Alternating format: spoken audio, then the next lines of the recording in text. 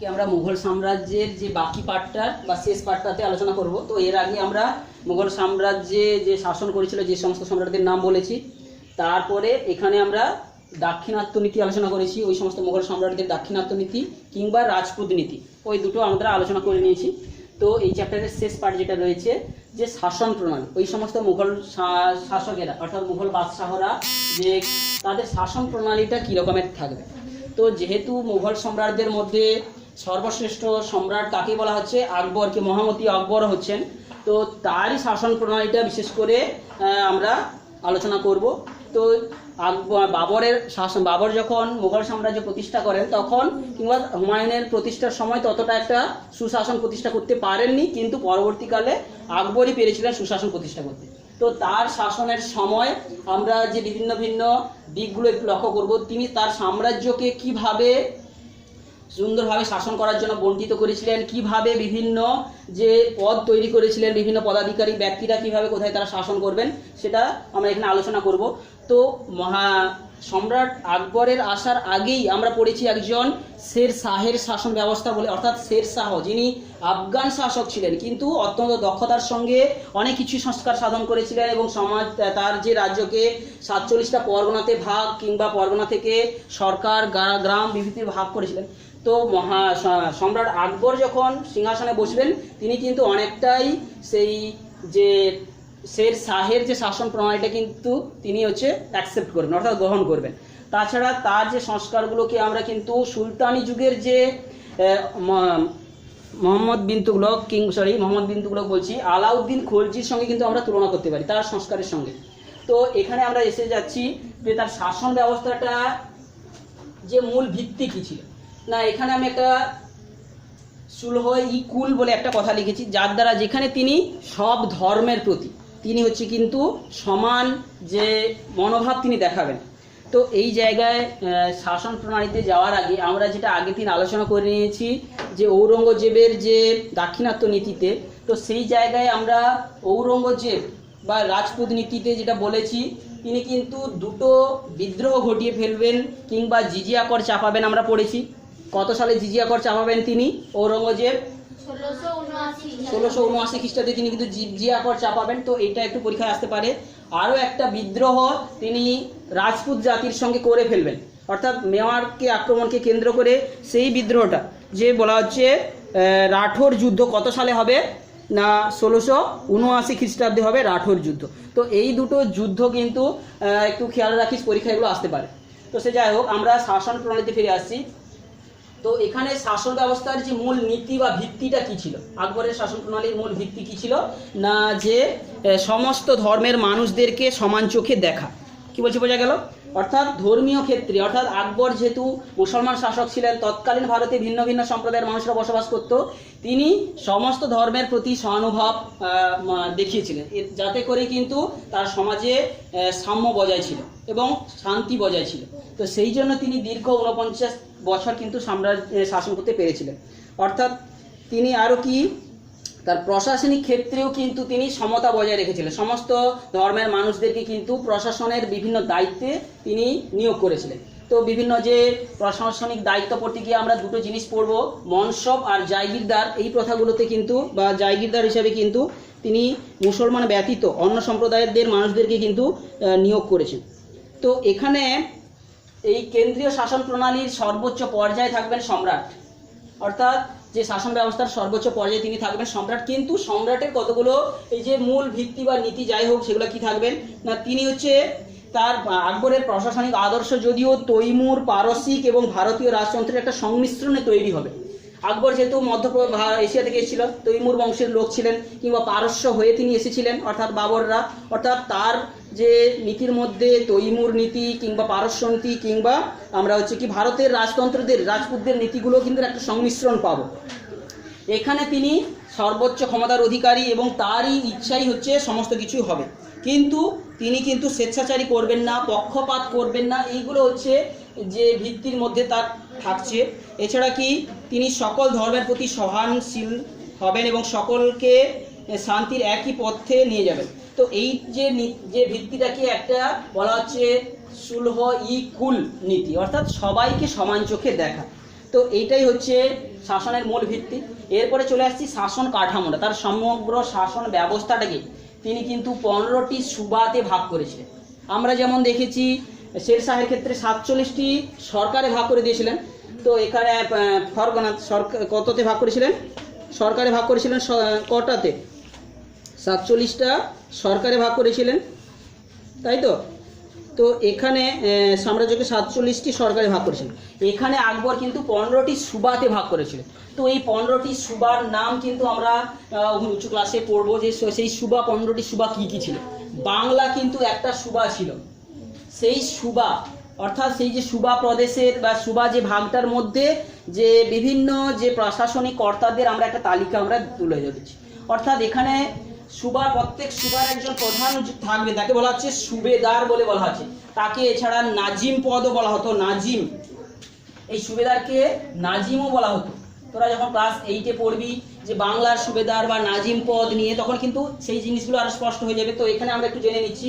তো নাজিমও বলা হতো তাকে, কিংবা সাহেব সুবাও বলে উল্লেখ করা হবে। সাহেব সুবা অর্থাৎ সেই প্রত্যেকটা সুবার একটা যে প্রধান শাসন অর্থাৎ তার উপর দায়িত্ব থাকবে। এই সুবেদার নিয়োগ কে করবেন? না সম্রাট করবেন।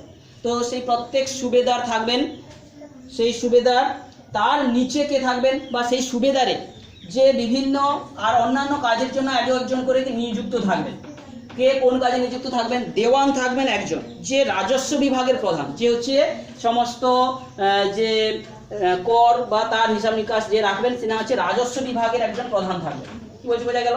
ফৌজদার অর্থাৎ আইন ব্যবস্থাটাকে অর্থাৎ শাস্তি দেওয়া আইন ব্যবস্থার রক্ষক হিসাবে একজন থাকবে, তাকে বলা হচ্ছে সামরিক কর্মচারী, যাকে বলা হচ্ছে সামরিক কর্মচারী। তো তিনি হচ্ছেন কিন্তু থাকবেন হচ্ছে ফৌজদার, একজন ফৌজদারও নিযুক্ত থাকবেন সেই সুবাদে। এছাড়া একজন কোতোয়াল থাকবেন। কোতোয়ালের কাজটা কি না প্রধান স্থানীয় পুলিশ একজন নিযুক্ত থাকবেন, স্থানীয় পুলিশ। তো আমরা আজকালকার আমাদের সমাজেও ঠিক একই রকম কিন্তু একটা স্তর বিন্যাস আছে, কার পর কার স্তরের নিচে কে রয়েছে আমরা সেটা একটা হয়তো ডিটেলস জানিনি, কিন্তু যখনই এই আমাদের সময়ের ইতিহাস রচিত হবে তখন আমরা হয়তো পেয়ে যাবো যে কে কোন শাসনের নিচে কে রয়েছে। আমরা একটা আপাতত জানি যে বিডিও রয়েছে, এসডিও রয়েছে, গ্রাম প্রধান রয়েছে বা গ্রাম পঞ্চায়েত রয়েছে, একটা ইতিহাস যেমন রয়েছে। তৎকালীন সময় কিন্তু এরকম ছিল। তাহলে কোতোয়ালকে না স্থানীয় পুলিশকে বলা হচ্ছে, তখন কোতোয়াল বলা হতো। তো আমরা যখন ইংরেজ শাসনের সময় পড়বো, এই কোতোয়ালরা কিন্তু অত্যন্ত অত্যাচারী ছিল। এদের অত্যাচারের ফলেই কিন্তু রাজস্বগুলো আদায় হতো। এই যে রাজস্ব আদায়টা কারা করতো? এই সমস্ত মানুষেরা করতো। তাই এরা কিন্তু অত্যাচার প্রচুর করতো, নির্যাতন করতো। এছাড়া কাজী ছিল, অর্থাৎ বিচার করার জন্য কাজীকে নিযুক্ত করা হয়েছিল। এছাড়া আমিন, যে বিভিন্ন যে জমি জরিপ যারা করতো তারা হচ্ছে আমিন। এখন আমরা জানি নামটা আমিন, অর্থাৎ যারা জমি জরিপ করবে। তাহলে এই যে আমিন নামটা তখন থেকেই প্রচলিত হয়েছে। এছাড়া কি যারা সংবাদ এখান থেকে আদান প্রদান করবে, ধরো এখানকার সুবা প্রদেশের যে খবরটাকে সম্রাটের কাছে পৌঁছাবেন, সেরকম সংবাদদাতা যারা ছিলেন তাকে বলা হচ্ছে ওয়াকিয়ান বিস। এরা হচ্ছে সংবাদদাতা, এরা হচ্ছে সংবাদটাকে প্রদেশে পাঠাবেন। এছাড়া কানুনগো, যেটার উল্লেখ আমাদের বইতে এখানে রয়েছে, তোদের বইতে, এই কানুনগো এরা হচ্ছে কিন্তু তথ্য সরবরাহ করবেন। এরা খবর সংগ্রহ করলেন এবং এই খবরটাকে পাঠাবেন হচ্ছে কে? সরবরাহ করবেন। তো খবর সরবরাহ করা অর্থাৎ সরবরাহ করা মানে জোগাড় করা। তো এটাই হচ্ছে কানুনগোর কাজ, সরবরাহ কাজ, এটা হচ্ছে কানুনগোর কাজ। আর হচ্ছে কি পটোয়ার ছিলেন। তো পটোয়ারের ভূমিকা এখানে আমরা উল্লেখ পাইনি। তো এই রকম সুবা প্রদেশের যে প্রধান প্রশাসনিক দিকটা এইরকম ভাবেই ছিল। তো কেন্দ্রীয় শাসন অর্থাৎ কেন্দ্রের সম্রাট যদিও কিন্তু তার ক্ষমতাই সর্বোচ্চ ছিল বা তার এক মতের উপর সবাইকে নির্ভর করতে হতো, কিন্তু তিনি স্বেচ্ছাচারী ছিলেন। তবুও তাকে সাহায্য করার জন্য কিন্তু 4 জন বিভিন্ন মন্ত্রী সেখানে থাকতো। প্রধান যে শাসনকর্তা থাকতেন, প্রধান আইন প্রণেতা থাকতো, বিচারক থাকতো এবং সেনাপতি থাকতো। 4 জন প্রধান যে থাকতো, সেই 4 জনের মধ্যে কি কি বললাম, যে একজন প্রধান শাসনকর্তা থাকবেন, আইন প্রণেতা থাকবেন এবং একজন বিচারকও থাকবেন, প্রধান বিচারক এবং প্রধান সেনাপতি থাকবেন।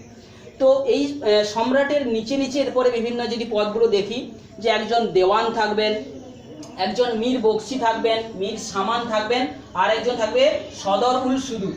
তো এইরকম কয়েকটা পদের ভাগ থাকবে। সেই দেওয়ান মানে কি রাজস্ব মন্ত্রী, অর্থাৎ এখানের যে রাজস্বগুলোর সমস্ত সুবেদারের রাজস্বগুলোর হিসাব রক্ষক রাখার জন্য সেরকম দেওয়ান থাকবেন। মীর বক্সি সেনাপতি থাকবেন। প্রত্যেক জায়গায় যে ফৌজদারি যে কর্মচারীগুলো নিযুক্ত ছিল তাদের হেড যে কর্মচারী মীর বক্সি, মীর সামান, সদরুল শুধু এইরকম প্রত্যেকটা যে শাসন ব্যবস্থাকে সমন্বয় করার জন্য একজন করে সম্রাটের নিচে নিচে এরকম বিভিন্ন পদধারী যে ব্যক্তিরা কিন্তু থাকতেন। তো এটাই হচ্ছে যে মুঘল বাদশাহী শাসনকালে প্রশাসনিক যে দিকগুলো। তো এই জায়গায় এই প্রশাসকদের বেতন দেওয়া, এই যে প্রশাসনিক কর্তাদেরকে কিন্তু মনসবদার পদ বলে বলা হতো। তো যাদের এই বিভিন্ন বিভিন্ন প্রশাসনিক কাজে কাজ করতো উচ্চ পদে তাদেরকে কি বলা হতো না মনসবদার বলা হতো। এই মনসবদারদের যে অর্থটা তাদের বেতনটা কীরকমভাবে দেওয়া হতো। তো সামরিক ব্যবস্থার প্রশাসন এই মনসবদার কাদের বলা হতো না সামরিক যে ব্যবস্থার যে পদগুলোকে, এটা সামরিক ব্যবস্থার যে বিভিন্ন পদ, অর্থাৎ সামরিক যে বিভিন্ন যে পদাধিকারী ব্যক্তিদেরকে মনসবদার পদ বলা হতো। তো এই মনসবদারদের বেতনটা কিভাবে দেওয়া হতো, অর্থের বিনিময়ে নগদ অর্থ দিয়েও কিন্তু বেতন দেওয়া হতো। আর একটা কি করা হতো তাদের জায়গা দেওয়া হতো, জায়গিরদার বলা হতো। একটা নির্দিষ্ট এলাকা দেওয়া হতো, সেই জায়গা থেকে যে প্রাপ্ত অর্থ দিয়ে তারা হচ্ছে সামরিক কাজে কিছু ব্যয় করবেন এবং নিজের যে প্রয়োজন মেটাবেন। এই যে প্রত্যেকটা সামরিক কর্তাদের কিছু কাজ থাকতো, তাদের কিছু ঘোড়া সৈন্যবাহিনী তৈরি করতো, মানে ঘোড়ার যে সৈন্যবাহিনী তৈরি করার জন্য ঘোড়া পালন করতে হতো। সেই ঘোড়ার পালনের জন্য কিছু তো খরচ লাগবে, সেই খরচটা মেটানোর জন্য তাদেরকে কোনো কোনো সময় জায়গিরদার অর্থাৎ কিছু নির্দিষ্ট জায়গা দেওয়া হতো, সেই জায়গা থেকে রাজস্বটা নিয়ে কিন্তু তার পেছনে খরচ হতো। তো আমরা বলতে পারি কিছু কিছু মনসবদার যারা হচ্ছে সামরিক কর্তারা ছিলেন তাদের জায়গিরদারও বলা হতো, অর্থাৎ তারা জায়গিরদারও ছিলেন, অর্থাৎ কিছু কিছু জায়গা থেকে যখন রাজস্ব আদায় করতো তাদের আবার জায়গিরদার বলা হতো। তো তবে সব মনসবদারদের জায়গিরদার বলা হতো না, কিছু কিছু মনসবদারদের নগদ বেতন দিয়ে দেওয়া হতো। তো সব জায়গার যে শাসকদের তো আর সমানভাবে বেতন দেওয়া হতো না, তো সেই জন্য এই ভাগটা কিন্তু ছিল। তো আর একটা জিনিস এরপরে যেটা আমরা আলোচনা করব রাজস্ব ব্যবস্থা এবং জাপ্তি। এই যে শাসন ব্যবস্থার আর একটা অংশ হচ্ছে যে রাজস্ব ব্যবস্থা। রাজস্ব ব্যবস্থা অর্থাৎ কর যাকে বলা হচ্ছে।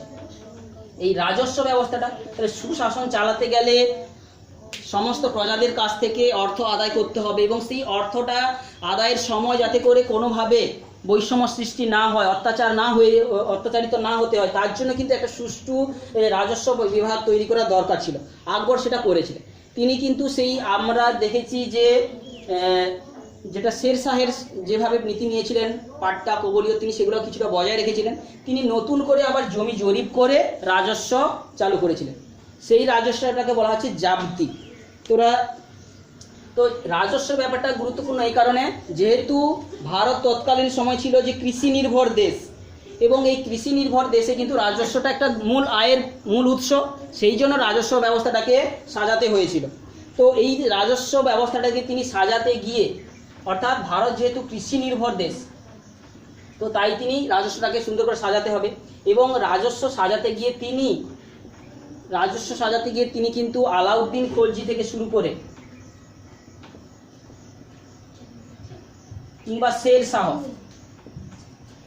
এই শের শাহ কিংবা আলাউদ্দিন খলজি যে সমস্ত নীতিগুলো নিয়েছিলেন তাদের থেকে কিন্তু তিনি তাদের যে মতামতগুলো কিন্তু বজায় রেখেছিলেন, অর্থাৎ তাদের কর্মপদ্ধতিগুলো কিন্তু তিনি বজায় রেখেছিলেন।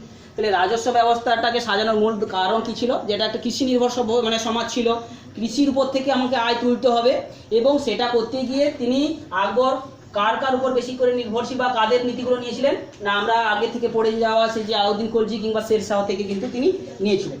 এবং তিনি প্রথম আবার জমিগুলোকে আবার নতুন করে জরিপ করে যে আবার রাজস্ব চালু করেছেন, যাকে আবার বলা হচ্ছে জাবতি বলে বলা হচ্ছে। জাবতি অর্থাৎ জমিগুলোকে নতুন করে জরিপ করে আবার রাজস্ব প্রণয়ন করাটাকে বলা হচ্ছে জাবতি প্রথা বলা হচ্ছে। এবং তিনি কি করেছিলেন যে তৎকালীন শের শাহের যে রাজস্ব প্রথার থেকে একটু ভিন্ন পথে গেছিলেন। তো তিনি কি করেছিলেন, তো আমরা যেটা এগুলো মুছে দিচ্ছি, অর্থাৎ তিনি তাদের কাছ থেকে যে মতটা নিলেও বা তার কাছে নীতিটা নিলেও তিনি কিছু নির্দিষ্ট নীতি করেছিলেন। কি করেছিলেন, শের শাহের সময় বা আলাউদ্দিন খলজির সময় কি করা হতো, একবার করে দিয়ে সেটা সারা বছরের পর বছর কিংবা সব জায়গায় একই রকমভাবে চালু থাকতো। কিন্তু সব জায়গার কৃষি জমির যে উর্বরতা তো আর সমান নয়, সব জায়গায় চাষবাস সমান সময় ধরে হতো না। তিনি কি করেছিলেন, তোরা যাবি দেখো, সমান সময় ধরে কিন্তু হতো না। তো সেই জন্য প্রথমে তিনি কি করেছিলেন, যে জমিগুলোকে প্রত্যেক বছর জরিপ করতেন এবং প্রত্যেক এলাকায় যে সেই যে কৃষি জমির উর্বরতার উপর ভিত্তি করে তিনি জমিগুলোকে ভাগ করেছেন। কি বলছি, বোঝা গেল? তো তিনি দুটো জিনিস করেছিলেন, অর্থাৎ তিনি প্রত্যেক বছর জমি জরিপ করতেন, অর্থাৎ জমি জরিপটা তিনি প্রত্যেক বছর করতেন।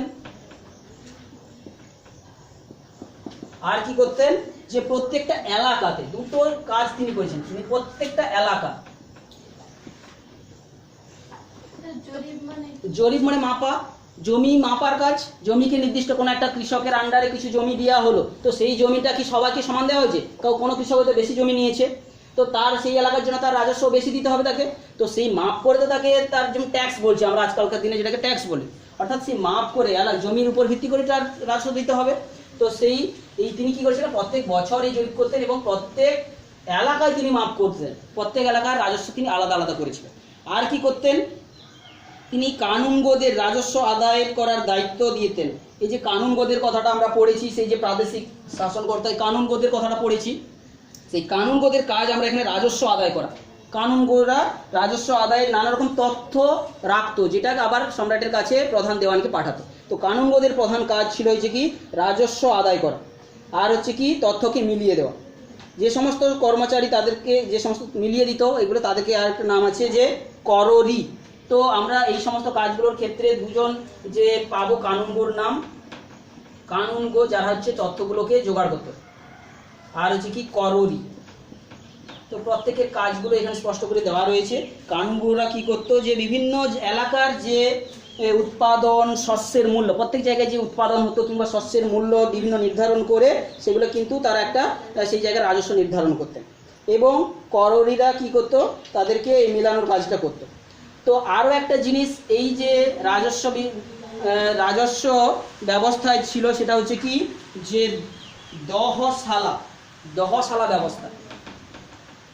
এই দহশালা ব্যবস্থাটা কি, এবং এই দহশালাটা আমরা যে আকবরের নবরত্ন সভা পড়েছি, নবরত্ন সভায় যে একজনের নাম ছিল আমরা জেনেছি টোডরমল। টোডরমল স্বরাষ্ট্রমন্ত্রী ছিল, অর্থাৎ রাজস্ব বিভাগের মন্ত্রী ছিল। তিনি নীতি নির্ধারণ করতেন কী রকম জায়গায় কি হবে, অর্থাৎ সেই দহশালা ব্যবস্থা কিংবা এটাকে টোডরমল ব্যবস্থা বলেও বলা হয়। টোডরমল ব্যবস্থা বলেও বলা হয়। এই টোডরমল কি করা হতো, তিনি কি করেছিলেন না, তিনি টোডরমল ব্যবস্থায় কি করা হয়েছিল, আর এখানে এই দহশালা, দহ মানে কি আর শালা মানে কি, দহ মানে হচ্ছে 10 আর শালা মানে হচ্ছে, অর্থাৎ 10 বছরের জন্য হচ্ছে এটা একটা নীতি সেই জায়গায় প্রযুক্ত করে দেওয়া, যেটা পরবর্তীকালে আমরা যখন ইস্ট ইন্ডিয়া কোম্পানির শাসনে ভারতের ক্ষেত্রে 10 শালা বন্দোবস্ত, চিরস্থায়ী বন্দোবস্ত পড়তে যাব, সেই রকম টাইপের এক প্রকারের ব্যবস্থা, অর্থাৎ 10 বছরের একসঙ্গে করে দেবো। অর্থাৎ কোনো এইখানে যে প্রত্যেক বছর করার একটা করা ছিল, কোনো কোনো এলাকায় একসঙ্গে 10 বছরের জন্য জমি জরিপ করে খাজনাকে রাজস্ব নির্ধারণ করা হয়ে যেত। তো সেটাকে বলা হচ্ছে দহশালা বা টোডরমল ব্যবস্থা। এই টোডরমল ব্যবস্থাটাই কয়েকটা গুরুত্বপূর্ণ দিক ছিল।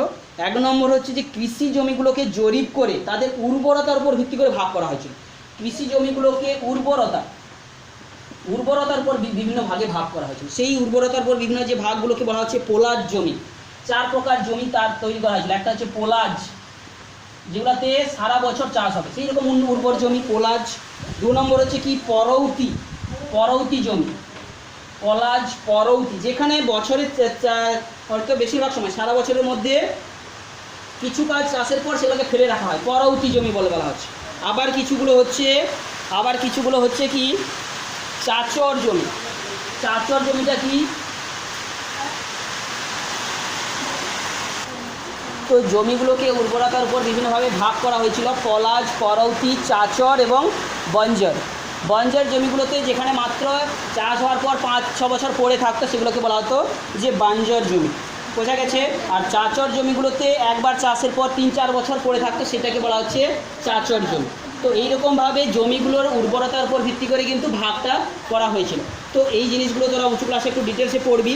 তো এই যে রাজস্বটা আদায় বা রাজস্ব কিন্তু সব সময় যে আদায় করা হতো, কীভাবে আদায় করা হতো তার একটা প্রক্রিয়া সেই সময় ছিল। যে সবাই কিন্তু অত্যাচার করা হতো না, যে অর্থাৎ আকবরের সময় রাজস্ব কিভাবে আদায় করা হতো, আদায়টা করার সময় কিন্তু কোনো অত্যাচার করা যাবে না। সেকেন্ড কি, যে দুঃসময় এলে তাদেরকে কৃষকদের ঋণ দেওয়ার ব্যবস্থা তিনি করেছিলেন, কিংবা রাষ্ট্রের স্বার্থ দেখার জন্য কিন্তু কৃষকদের স্বার্থটাও তিনি দেখতেন, অর্থাৎ রাষ্ট্রের স্বার্থ দেখার সঙ্গে সঙ্গে কৃষকদের স্বার্থ কিন্তু আকবরের সময় দেখা হতো। তার সঙ্গে সঙ্গে কি, বিভিন্ন জায়গায় যদি বিদ্রোহ হয় কিন্তু আরও কঠোর হাতে তিনি দমন করতেন।